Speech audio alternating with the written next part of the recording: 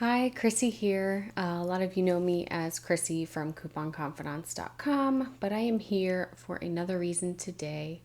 I do have another website that I have started up called babybumpandbeyond.net, and I started this back in July when I first got pregnant. My husband and I had been trying, and we finally got pregnant after I think about 5 months of trying. We got pregnant, and it took a long time for me to share this video with you because it did not end well. I did end up having a miscarriage, and I didn't have just a regular miscarriage, I had a missed miscarriage. And when I found out about it, I was actually in complete shock because I had no idea that that was even a thing. So I wanted to make a video for a long time just to kind of share my story and what happened to me and all of the trials and tribulations that kind of went along with it.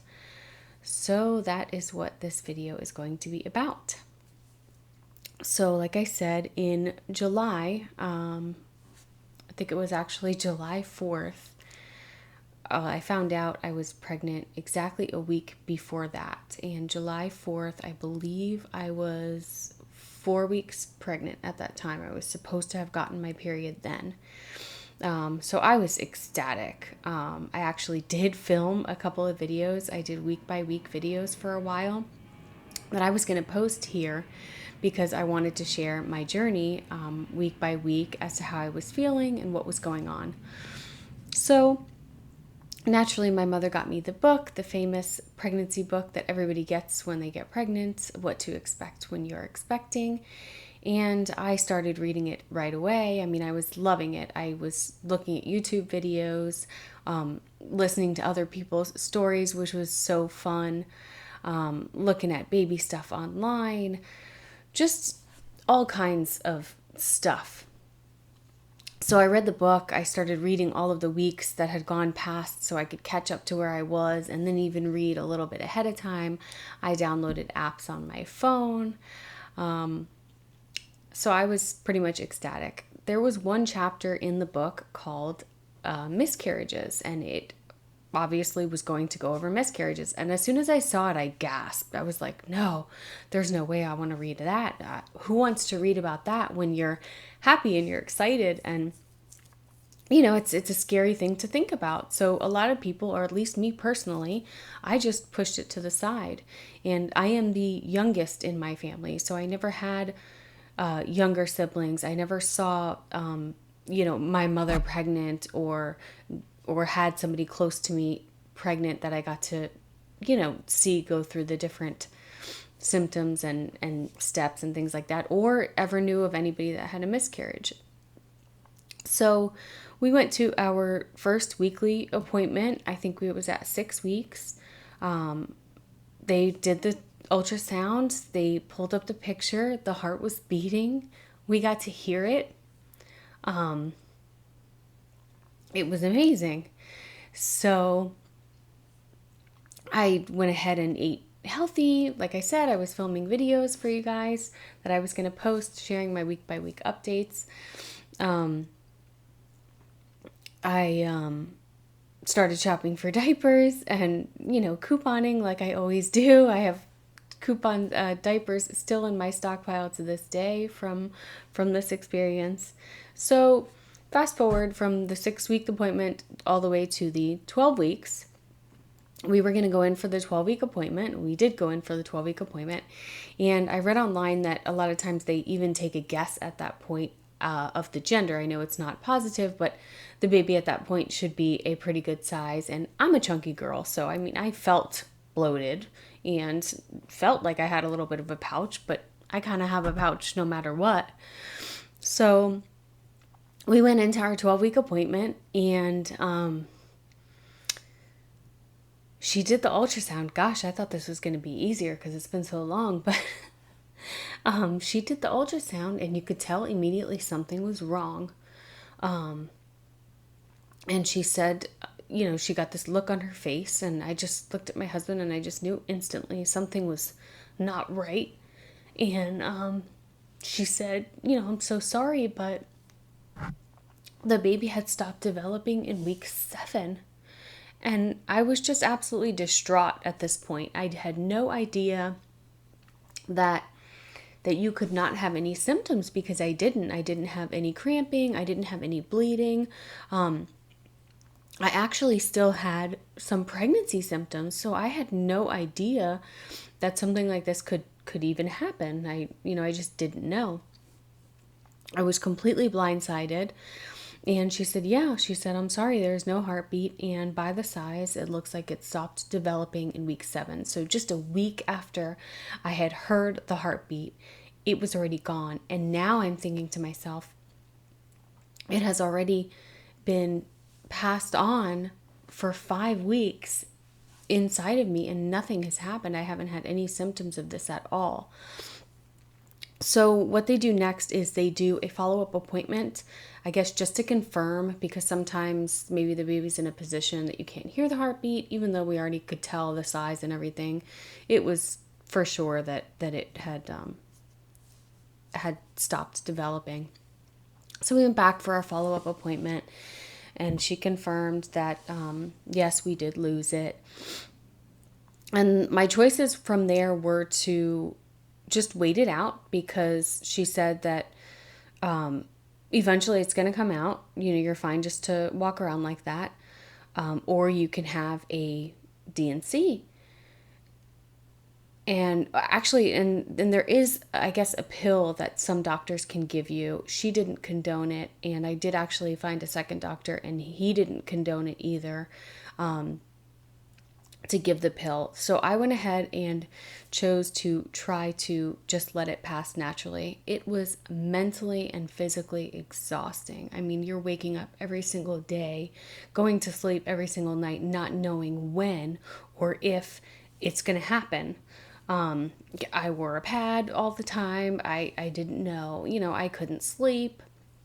I tried certain foods to kind of help it pass along. I tried certain teas. I think it was raspberry tea leaf, red raspberry leaf tea.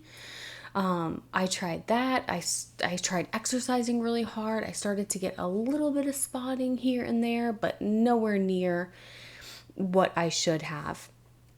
Now, that 12-week appointment was the end of August. August 24th, I believe, was the day that I found out that my world came crashing down.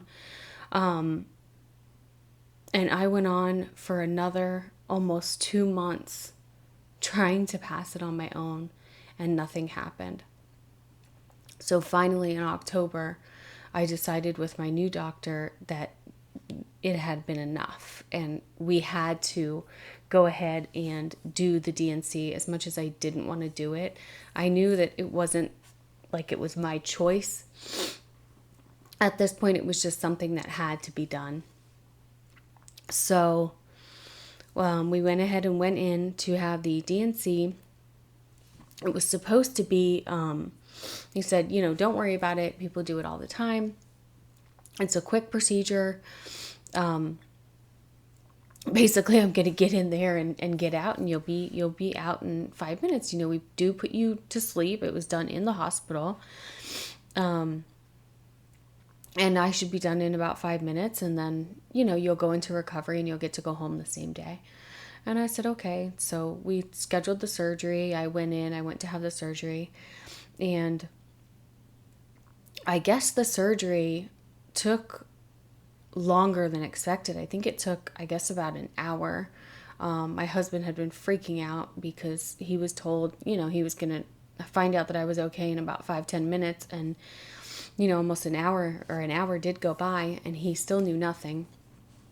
And I woke up, I came to in recovery to kind of have them rushing around me. And, I heard the nurse say that my pressure had dropped, and I lost a lot of blood, and they were holding me to see if I needed a blood transfusion.